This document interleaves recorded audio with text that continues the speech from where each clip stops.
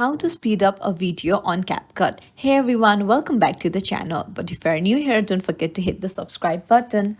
Whether you are creating a dynamic time lapse or just want to emphasize action, this guide is perfect for you.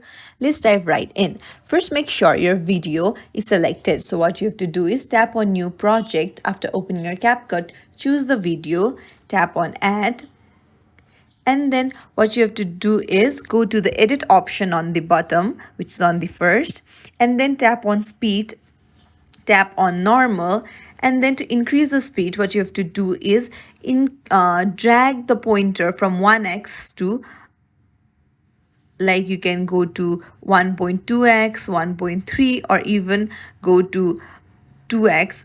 It is like double the speed of the video. And then you can go to 5x as well.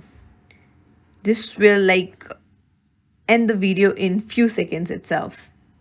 And that's it. If you found this tutorial helpful, don't forget to like and subscribe to our channel for more tips and tricks. Thanks for watching. I'll see you in the next